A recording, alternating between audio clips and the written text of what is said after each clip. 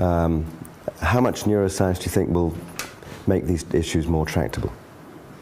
Well, I think issues about the nature of morality, or at least about the basic platform that allows for the development in humans of specific kind of moral codes and so forth, and also for the development of conscience, as the child acquires the social practices of the group, and as the child adopts certain figures as models and as authorities. I think understanding that will turn out to be absolutely critical. But there are obviously other features that are important in understanding some of the really horrendous things that happen. Walter Sinnott Armstrong, for example, is very interested in the brain-based nature of psychopaths and what the difference is between the brains of those who really are psychopaths in the full sense. And I mean, not just, when we talk about somebody we don't like as a psychopath, but someone who really does measure as a psychopath on the Robert Hare scale. What's different about these people, and then to also further the discussion about the nature of our responsibility to them and what we do with them in the event that they are violent.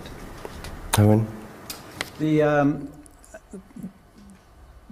question about, one way to put it, my sympathy with the work that Patty does, and then, but bring it in more broadly, there is this question about how much can explanatory work in the brain do?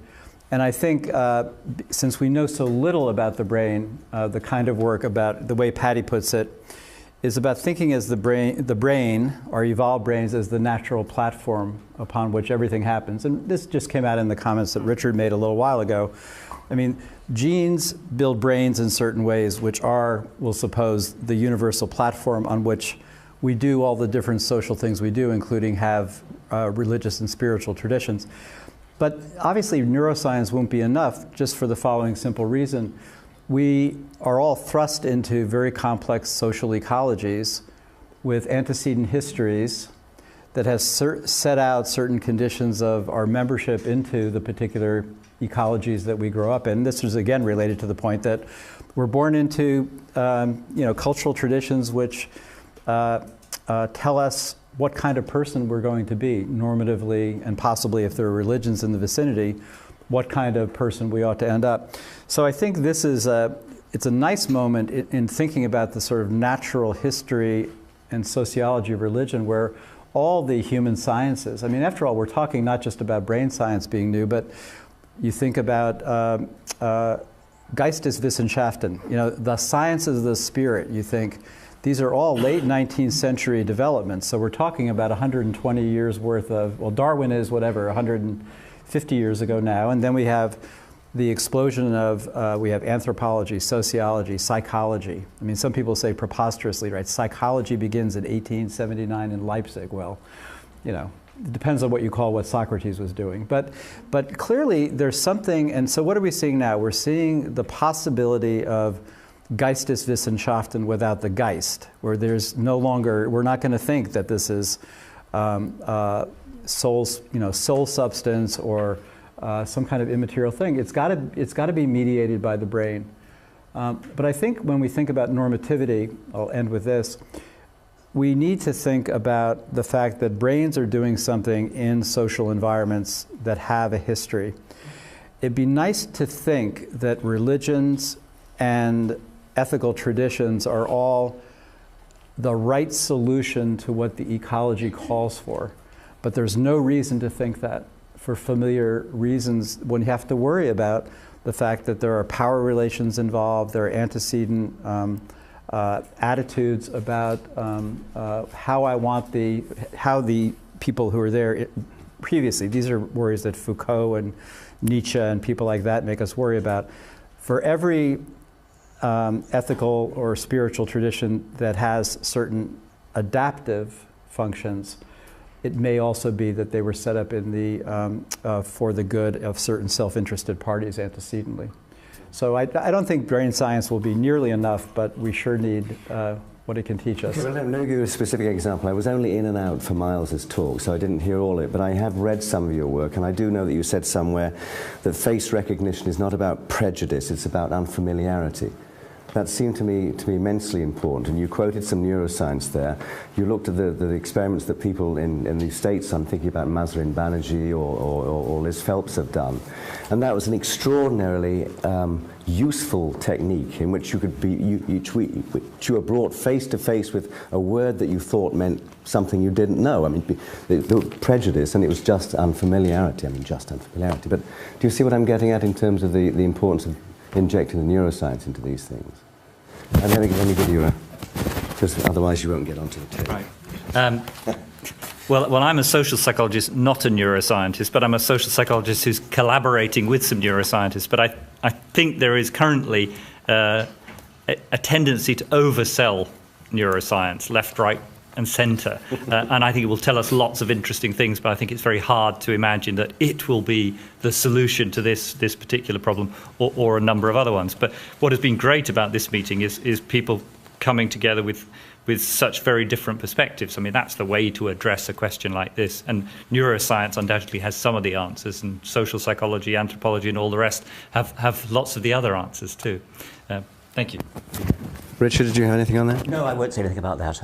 I mean, I do recommend Sam Harris's new book, The Moral Landscape. It really surprised me. But go. Let me ask you another question then. When I was talking to Julian yesterday, I was making the point that we were talking about the genesis of this latest round of science versus religion, new atheism, and so on and so forth. And I said, and this is to you, Richard, I said that I thought one of the genesis for it was possibly 9/11, having read what you wrote and Sam wrote, and you thought not. You thought it went back further in. No, I don't. I think there's been a huge movement towards atheism before 9/11. So I think that was a catalyst for popular enthusiasm. But I think there's been a growing questioning of the role of religion. I think Richard's points about faith were exactly correct. There were atheists promoting atheism well before 9/11. Peter Singer was a prominent atheist in the 80s and 90s. So I think it's really come to popular attention since then. But I think it's really the questions that Richard is now raising very popularly have been obvious logical questions that anyone who has reflected on these issues has also come to. And I think what's changed is that people have been more prepared to stand up and be politically active in a way that wasn't present before 9/11. So there's a greater political activism of atheism. But I think I wrote a paper in '94 called Two Worlds Apart, the distinction between religion and ethics. And I said ethics is like science and religion is different because it's based on faith. I had more reprint requests for that article than I've had for anyone, but that was back in 1994. So I think it's important to recognise that this isn't just a post-9/11 response. Yeah, I think I was just making the point that the audiences seem to respond very differently, whether one is here or whether it's in the States. One of the meetings that we did, the second Beyond Belief was called, the third one was called Candles in the Dark. The reference being to Carl Sagan's reference to science as a candle in the dark. And I asked people to come with some sort of a solution or perceived solution to this issue. Do you have anything that you would like to suggest? Okay, well, I just want to return to the first question, how much will neuroscience offer us? And I want to put this in context again. Very important thinkers have called this our final century. Martin Rees put out chance of surviving at 50%, Richard Posner, Stephen Hawking, and so on. The world is fundamentally different today, and our limitations and the problems that Richard described have much greater significance. So it may be that just a few people go wrong. It may be that just one psychopath goes wrong, but they have the capacity today to wreak enormous havoc. So what we have to do, the candle in the dark, is to use every piece of knowledge and every discipline, neuroscience, social psychology, anthropology, everything, to take this problem incredibly seriously. So Patty mentioned the work on psychopaths. Walter and I organised a very useful conference. There's a great understanding now of the genetics of callous unemotional personality disorder, psychopathy, the differences in their brain activity. We need to look at this as a very serious social issue that we should be putting tons of resources into.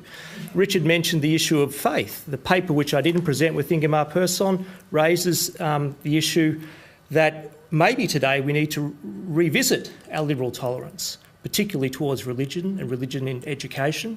Maybe we need to take a much more aggressive approach to encouraging scepticism, questioning, philosophical analysis in our children, removing religion entirely from any school curriculum. Maybe we should need to put it into the place that we heard in the talk on history in terms of a much more private place outside of religion, outside of society. So we need to look at the possible avenues of dealing with this issue in the most productive way. We need to use science, a broad range of sciences, but science will be the answer, not religion. And I think that's the candle in the dark. Do you want to respond to that, Roger? Would you mind standing for a second? John is telling me. By the way, this is John Booth, who's been doing an amazing job rushing around for everybody. So, small round of applause for John. Thank you. Well, I disagree with what was just said by Julian, actually, because I do feel that it's important that religion be kept in the public sphere, that we argue about it rationally. I don't believe that faith is just faith. It's always faith in something. Now, Richard may think there isn't good evidence, but there is people who believe they have some evidence, believe they have reasons. Other people can say, no, they're bad reasons, and that's why they're atheists. But then one can have a rational discussion about it. I think if you just say there's just faith, faith becomes subjective. You can't actually be an atheist and deny it. There's nothing left to deny, and there's nothing left to argue about. And I think that's dangerous. You just push it in a corner. We all actually ought to actually be able to talk in public, even in schools. And I think instead of just putting one's foot on it and say we're not going to allow that discussion, and then things will fester, and goodness knows what will happen. Could I say something on that? Yes. Well, I think I do agree that religion needs to be taught in schools in the form of comparative religion. Children need to be taught about religion, and that includes the dangers of it. And they need to be taught there are people called Christians who believe this and Muslims who believe that. What is actually wicked, evil, is taking a tiny child and saying, you are a Catholic child, or you are a Muslim child, you are going to a madrasa, you are going to a Catholic school. That is wicked, because that is, it's divisive, as various people have said. It is imposing on a child who's too young to know what its opinions are going to be, opinions which are different from opinions of different groups. It's arbitrary what kind of school a particular child is sent to. It depends upon its parents' preferences very often. And I do think I agree with Julian that if we could find a way which didn't seem too, what shall I say, fascistic, too bossy, to say one of the fundamental rights of a child is not to be indoctrinated, but rather a child should be taught how to think, not what to think.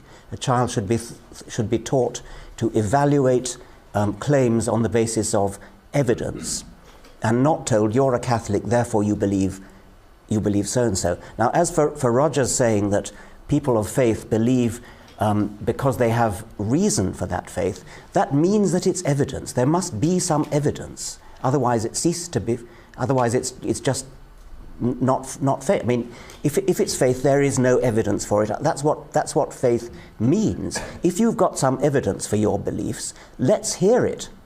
Don't just say, that's my faith and it's mine. There has to be some reason to believe it. You are claiming that there is reason. I'm delighted to hear it, but then it counts as evidence. It's not faith anymore. So, I'll come back to you in a second. I was just noticing as I came into the country about a week ago, Standpoint, the man delusion. Melanie Phillips says we've lost touch with God and reason, right? I mean, this is just philosophy now. Is God really dead? Whole issue here. So the philosophers obviously having a big go at this. The Philosopher's Magazine, Beyond the New Atheism.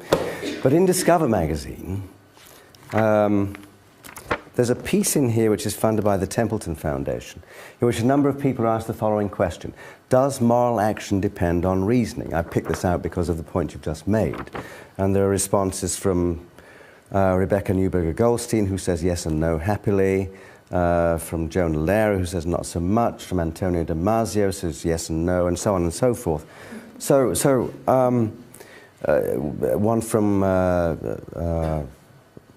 One from Josh Green, who says less than it should. So plainly the Templeton Foundation is very concerned to answer some of these questions. Let me ask you, does moral action depend on reasoning?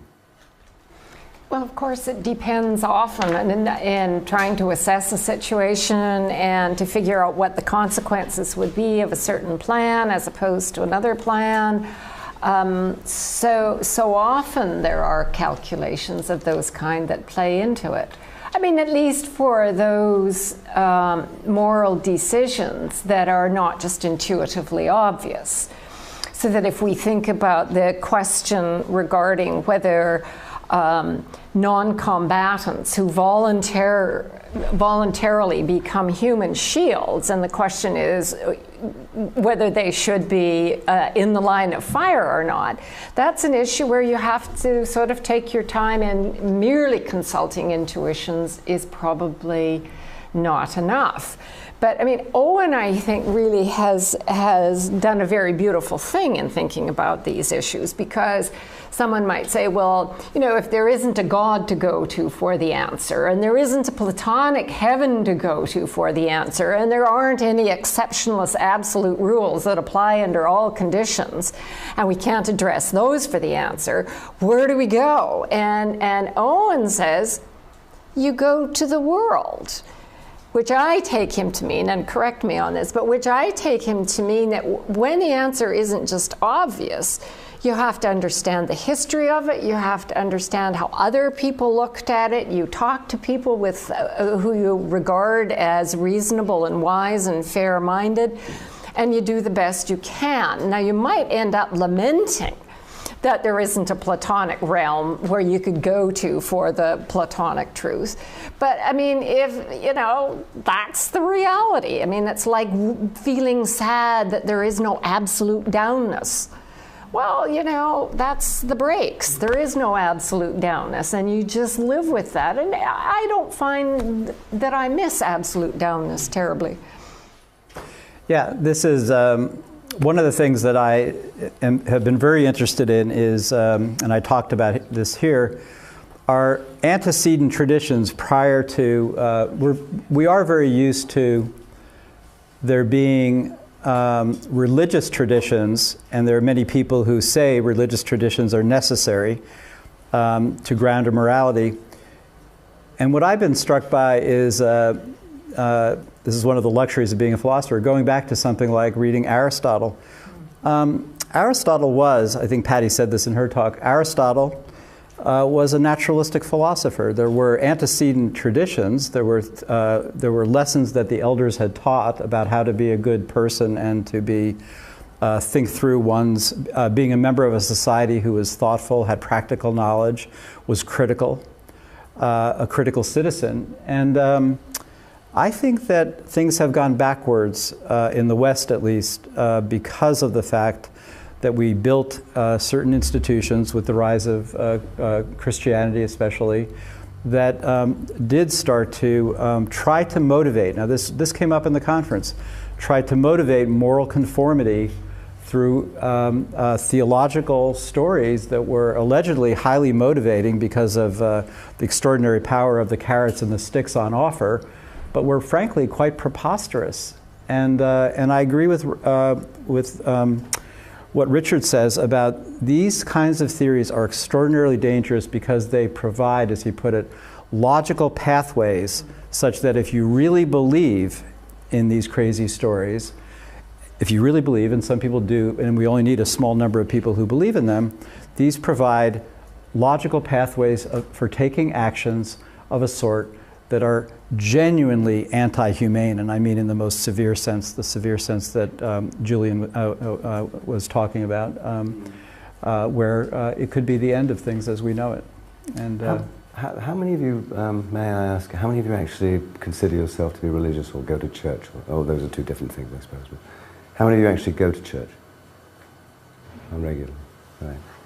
And how many of you regard yourself as being religious in any sense? Right. Interesting. So, did you want to come back to Richard, by the way, Roger, on the... Yes, so there's just one thing I wanted to... I wanted to just go back to, I think, the very important point about children, about a child not being born a Catholic child, a Muslim child. And obviously a lot of Catholics and Muslims believe that. Muslims particularly, they think you're born a Muslim, you stay a Muslim, you can't change your faith. Now, that strikes me as being actually a very Protestant view, and you see it at its extreme, perhaps not extreme, but it's most emphatic with Baptists who believe in believers' baptism, not infant baptism, for that reason. So I think you're just betraying your Protestant background there. I don't care if I'm betraying my Protestant. But therefore it's not a point against religion, it's a point against some forms of religion. That's all I'm saying. Well, I think it's a point against society's willingness to label a child with the religion of its parents. And time and again you will see reference to Catholic children, Protestant children, Muslim children, etc. And it's the whole of society buys into that terminology in a way that, and the moment I'd mention the possibility of postmodernist children or whatever else I said, existentialist children, everybody gets it. I mean, they immediately see how preposterous that is. And yet society as a whole meekly goes along with the fiction that children are allowed to be labelled with the religious beliefs of their parents. I think that's evil. Yes, it's not something I've come across. I mean, I come across Protestant parents, Catholic parents, but I wouldn't think that I would necessarily think the children, therefore, are that. Well, I'm astonished. I mean, I just, I sort of feel we must be moving in a different world. So, when I mentioned the thing about Templeton, may I speak to you guys? Sure. So, I just came back from a meeting in San Francisco, and I spent a lot of time with Barnaby Marsh, who's a Templeton person as well. So I asked him about the ads that you guys are doing, and those are very interesting. I'm just wondering if I'm tethered. You're limited. I'm tethered. Is there some sort of official position on what the strategy is? I'm just curious. Well, I'll just introduce myself. Yes, briefly, please. First of all, and say, so my name's Michael Murray, and my background is in academic philosophy. I've been teaching philosophy for 20 years. And I've just recently began working with the foundation to develop a portfolio of grant making in the domain of philosophy. So of course it's relevant to some of the concerns that have been raised here. And so the question specifically about the advertorial, is that the idea? Well, I will say I had some hand in putting together the particular question and picking the people who provided the pieces, because I think it's a really interesting question at the intersection of science and ethics right now. There's a lot of work being done by people like, I mean, as was mentioned, people like Josh Green and Mark Hauser and so on. And I think some of that work seems to show that indeed reasoning doesn't play as big a role in moral action as the folk might believe. And so I think it raises this interesting question and begins to, I hope, I mean, for me personally, the goal of being involved in this endeavor, as I am right now, is to try to do the sort of thing that Richard's commending. And I think that is trying to raise the question of whether or not and to what extent religious belief is susceptible to rational inquiry. I mean, what we should do is ask the question whether or not these things can be adjudicated on the grounds of reason, rather than trying to marginalize them on the one hand, or trying to encourage those who are part of religious traditions to hide behind the label of faith. And I mean, there are a number of different conceptions of faith that have been defended in the different religious traditions, and I think actually very few of them would correspond to the notion of faith that Richard was talking about. I mean, there are, that is, they wouldn't say that faith means believing just without evidence. They would say, I mean, there are a number of different ways of parsing it out. That's just one, and I think that that's a vicious one and one that should be avoided. Yeah. So last year's prize winner was Francisco Ayala, right? This year, correct? This year, yeah. So would Richard make a good candidate for an award? Would you accept it? What would be an example of an article of faith which had evidence backing it? That well, could it go depends to on what you Roger. mean by an article of faith. So here's an article of faith. There is an omniscient, omnipotent, omnibenevolent creator. Does that count as an article of faith? Yes. I mean, okay. Yeah. So the question is, could there be evidence for such a thing as that? Is there evidence? It would be Well, very is there difficult evidence? to find conclusive evidence, but at least that's a proposition which has some kind of reality in the world of science. Either there Sure, is that's right, I a agree. supernatural creator or there isn't. That's a real scientific question. I absolutely agree. So here's one place where I differ with Francisco Ayala and many other places as well. I don't pick the Templeton Prize when or actually have anything to do with it.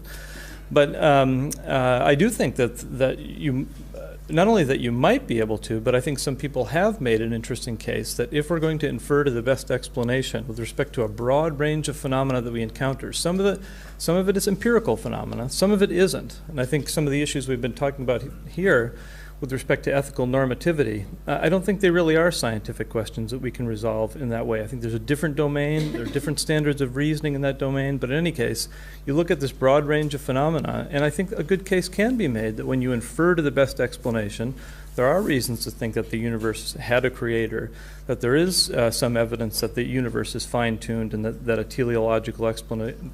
Well, then that's evidence and not faith. Oh, I absolutely agree It could be with good you. evidence for all I Right. know. I mean, I I don't think absolutely it is. agree with you. So you might say, okay. well, what I mean by faith, right? That would be different from just believing on the basis of reason. If I want to admit a category of faith, what does that look like, right? I think we're talking about dictionary definitions of words then. Well, we are, and I think that's why we should just stop talking about that. We should just say that that religious individuals have these beliefs, and they right. have to abide by the epistemological That's fine. standards In that that, everyone else does. we're just talking semantics, but then I'm going to say that when I use the word faith in a sentence, like when I say faith is dangerous, what I mean is belief without evidence. That may not be what other people mean by faith, but I will rephrase it. Belief without evidence is dangerous. Okay. I agree. You should know one thing, though, in the domain of epistemology, and the other philosophers can weigh in insofar as they choose to. This issue of evidentialism, that is, whether it's the case that every belief requires evidence in order to be rationally believed, is highly contested. And in fact, I'll tell you, the majority of people in epistemology, the majority of which are not religious believers, would say that the answer is no. Now, it's a technical no. They mean certain things by it, but it's not, the answer to the question of whether or not rational belief requires evidence is not obvious. And I'm telling you this not as someone who works at the Templeton Foundation or somebody who's a religious believer, but just as someone who knows a lot about what's going on in epistemology. So that might trouble everyone, but there are actually good reasons for saying that about the nature of justification. So I think Julian had something else he wanted to say, right? I just wanted to return to this question about... Just maybe stand up or Sorry, something. I just wanted to return to the question you asked about the relationship between reason and morality, and you cited Damasio and I think Hauser, etc. And I think it's important to distinguish between two senses of morality here. There's an empirical question that scientists, such as these people, can answer, and that is, to what degree do people employ reasoning in their ordinary moral decisions? That's just a question of the role of reason in ordinary moral discourse. And it may well be very limited, as these people say. But the more important question is how should we define morality, and what should be the place of reason in that, and how should we try to inculcate that in our children? That's a more normative question that scientists like Damasio, etc., have a very limited impact on. And when it comes to that question, I think Richard's answer is exactly correct. What we want in our children is the capacity to reason better, to be more critical, to be able to logically identify fallacies and mistakes, but also to have a stable and agreed set of values, like the importance of equality, of tolerance, etc. So what we want are more moral children, and it may well be that the fate of humanity rests on that. But I don't think that will be a part of having more moral children, that they will have any particular set of faith commitments or any particular set of religious commitments. So that's the question that I think is on offer. And I don't think Damasio and Hauser, etc., can have a great deal to say about that. Yeah, so Pat, you want to say something? Yeah, there is, I think, another issue that's related to the worries that Julian has, and that is that in some of the experimental literature bearing upon moral decision making, and I'm here thinking of both Josh Green and Mark Hauser, depends on taking very, very simple kinds of ostensibly moral issues. And then, putting someone in the scanner, for example, or measuring what people over vast areas of the globe would respond to. So the favorite one, the trolley experiments, for example, whether I should push the fat man onto the trolley to prevent 5 people from being killed, or whether I should not push anybody and let them be killed. It's so underdescribed, so oversimplified, and so easily contextualized to get completely different answers that I don't think it's a very interesting result. And Mark Hauser has a similar problem with some of his examples. So one of his favorites goes like this: would you find it disgusting to drink fresh apple juice out of a brand new bedpan? Well, most people say yes. And he takes this to show that there is a kind of universal response to a sort of moral issue, and the universal response is disgust. And so we're supposed to the thought is that this really reflects our moral grammar, as he calls it, following Chomsky. Well, it's an interesting thought, except that we all know that under certain kinds of conditions, of course you would do that. So there I am in the desert, desperately thirsty, and oddly enough, along comes a camel strapped to his back, is a brand new bedpan filled with apple juice. Would I drink it? Of course I would drink it. Not only that, but there are contexts in which people drink their own and others' urine and sweat. We know this happened, for example, in the Black Hole of Calcutta, and those few men who managed to survive that terrible ordeal were those who did drink their own sweat and that of others and their own urine and so forth. So part of the difficulty that I have with assessing the degree to which reason is involved and emotion is involved is that many of these scenarios that are used in an experimental context to address this are so oversimplified, so lacking in a frame, that they really border on the meaningless. And so I think we need to be terribly careful about drawing really interesting conclusions from the work that has been done so far, for example, in the trolley problem. And the other difficulty with the Damasio work is that at this stage, when some of these patients who are frontal fail to do the appropriate thing, we don't know whether that's because they fail to have the right emotional cue, although that is what Antonio Damasio thinks, or whether they're just impulsive. And the particular test that he uses to determine this, namely the Iowa gambling test, is actually completely ambiguous as between whether the person is not getting the appropriate emotional signal or whether they're just impulsive, or both, or neither.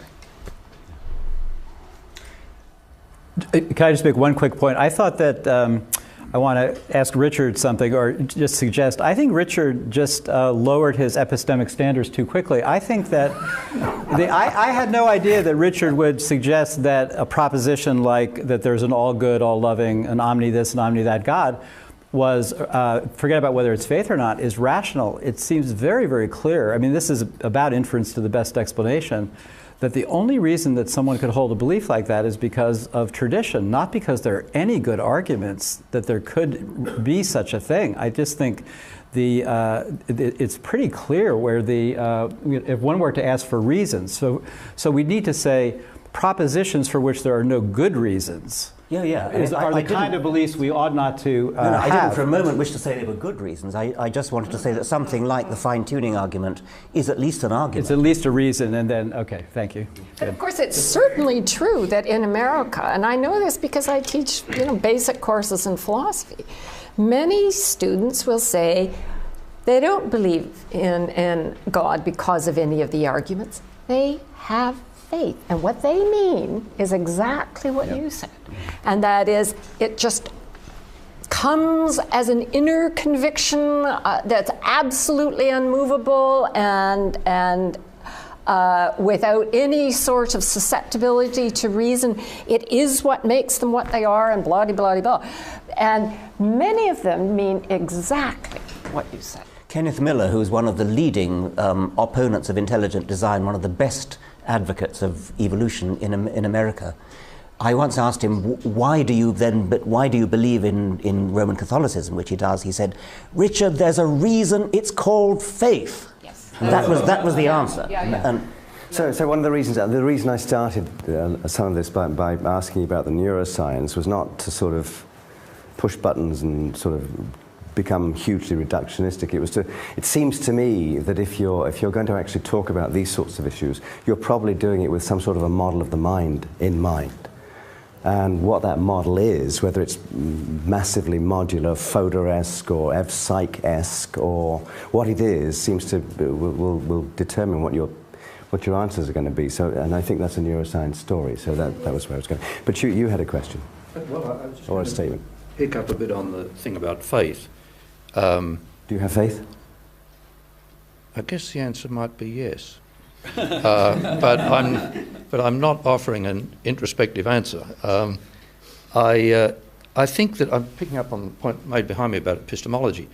I think if you come out with stuff about faith is belief without evidence and belief without evidence is bad and so on, you do ignore a great deal of material in epistemology, in contemporary and earlier philosophy, which raises the deep questions about how we can justify our fundamental epistemological orientation of the world, so that we believe all sorts of things on the basis of perception and inference, inductive inference and so on. And as Hume and others have pointed out, if you press all this far enough, the reasons run out, and we're just stuck with these basic orientations to belief, or these basic beliefs in many cases, without what looks like a standard evidential path. And similarly with morality. I mean, if you get down to something like suffering is bad, then you reach a sort of rock bottom.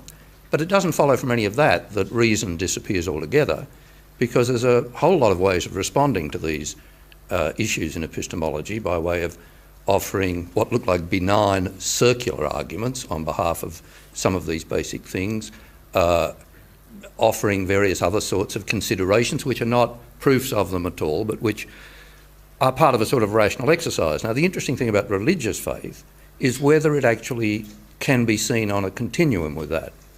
And that's a controversial question. And that's a question that, really I think needs to be properly investigated, rather than starting with the sort of position that Richard was foreshadowing before, endorsing before, that anything that just looks like it's a belief that isn't backed up by a standard evidence pattern got to be dismissed. And of course, this fits with the idea that faith is supposed to be a form of trust. But it doesn't rule out the fact that it's it's open to reasoning about and argument for, and of course can be rejected as a result of all sorts of evidential things, including things that show that it's a bad thing. On the education of children, I agree with Roger. I mean, I don't actually know. And again, this may be my circle of, buffet Christians or something, as Walter was calling them. I don't know any of my friends who raise their kids in this, I'm happy to have indoctrination on board, indoctrinating way. They don't just give them logic, mind you. I mean, you can't bring anyone up that way. You've got to give them beliefs. But the question is how rigid you are in the control of those beliefs and how much you try to enforce a sort of conformity to them. And most of the religious people I know who bring up their children, let them know they believe various things about the resurrection of Christ or whatever it is, and this is something they're going to pray about and all that sort of thing. And then they let the kids get on with thinking about it in their own way. And the results of this can be disastrous from their point of view. Both my sons are atheists. And I think, what have I done? This is what happens with buffet Catholicism. I don't know. But I regarded that as a kind of happy outcome in the sense that they are tolerant atheists. I wish there were more of them in this room. Thank you. Could I reply to that? Perhaps that Mr. Roger. No, Richard, let me reply to you. And then we'll go. Just a quick. Well, no, do you want to reply, Richard? Well, You can reply. I just want to make, I mean, there is a distinction between whether people, as a matter of fact, indoctrinate their children. I'm quite happy to accept that your friends don't do that. I was not talking about that, although it could be investigated, and I think you'll find lots of people do.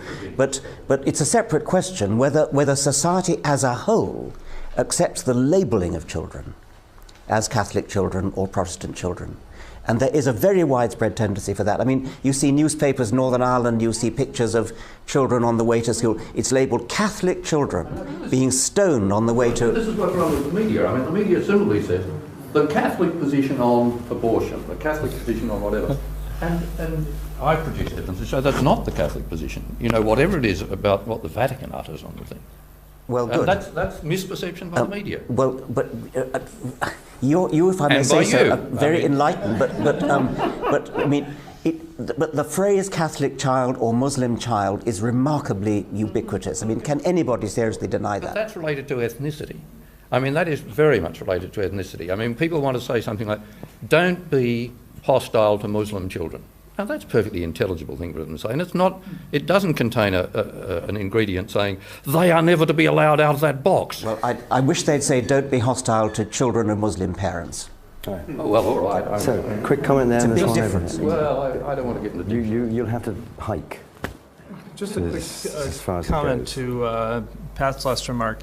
Having taught for a long time, I've seen the same thing, right? You talk to college students about their religious beliefs and you ask them what the reasons are, and for the most part, they don't have any to offer, and so they'll just hide behind this label that they call faith, which for them means they really don't have any reason for believing what they believe. That doesn't necessarily mean they're not entitled to believe it. And in fact, in many cases, we believe things on the basis of other people's say-so because we think that they're authorities in the relevant regard. So, I mean, to just take some of the issues we've been talking about here with respect to things like tolerance or belief in human rights or intrinsic moral worth, I bet if you pressed most of the people in the audience here, I mean, the way philosophers do when we do serious philosophy, to defend their beliefs in those things, they would bottom out pretty quickly as well. Now, that doesn't mean nobody has the goods. That doesn't mean nobody in the domain of ethics has done the hard work to come up with an account. Perhaps they have, and perhaps other people in the room would be willing to defer to them when they got to that point. So, but what's important here is that somebody better have the goods, right? When it comes to these, somebody better have the goods. So even these individuals who hide behind faith, perhaps this is what they mean. It's a deference to authority. That's okay, as long as somebody out there is doing the hard work. So Steve is anxious to open, or is, I think that was a pop, he's anxious to open wine bottles. So just a couple more things. He obviously wants to get some red wine into for your health. The resveratrol works very well. Yeah. Oops, sorry. Well, quite independent of the question of whether all those who accept religious propositions do so without evidence, and independent of the question of whether there are certain kinds of propositions which are justifiable to accept without empirical evidence. I would like to say that clearly, and independent of whether lots of people do, clearly many religious people embrace propositions on faith, not only without evidence, but in defiance of evidence. And that kind of belief, religious or not, can lead to frightful behaviors. So my question or proposal is, the conference was phrased as a dichotomy. Does religious belief lead to tolerance or intolerance? Clearly it can and does lead to the former, and my suggestion is that the more interesting question is an ecological question. Under what circumstances does religious belief lead to intolerance? And I'd just like to throw out two empirical examples of this. One involves a complexity in how we measure or conceive of intolerance. So, for example, and I think that the superheading of the conference was religious conflict. So in the Western tradition, the Christian tradition that is the most deeply committed to nonviolence and pacifism are the Anabaptist traditions, and in particular, Old Order Mennonites and Amish. So by one measure, they are the least inclined to conflict, and particularly violent conflict. On the other hand, they're probably the most intolerant and in-groupish of all the Christian traditions with respect to every variable we mentioned today: homosexuality, the role of women, the role of other religious traditions, the role of other ethnic traditions, even the role of other languages. So suggestion one is that we need to be more complex in terms of how we measure and consider conflict and intolerance. And suggestion number two is there's a time in parasitology when the reigning wisdom was the longer association a parasite had with its host, the less virulent it is. Now, we might think that about religion, but in fact, we don't think that about parasites anymore either, that there's a trade-off between transmissivity and virulence. And an ecological question about religion is, does the same trade-off exist? Are more readily transmissible religions in some way more virulent? Back to the Amish example, by the way, that's one of the least transmissible religious traditions. It's the slowest growing. So, two comments. All right, thank you. Unless there's anybody with an absolutely pressing comment, let me ask, Julian, do you want to sort of wrap this up? Do you want to say what a wonderful day it's been? Maybe Steve would like to Steve, summarise perhaps you'd like to. stream of the conference. Well, My work here is done. It has been an absolutely fantastic conference, and we've been very lucky to have so many great speakers and commentators, and very lucky also to have Professor Dawkins come in at the last minute with a summary, and very lucky to be able to have this fantastic panel discussion. So it's the icing on the cake on the icing on the cake. And the third bit of icing on the cake is we have some drinks in the next room. And I think we've got about 45 minutes to drink them before they're going to start throwing us out of the building. So let us enjoy ourselves.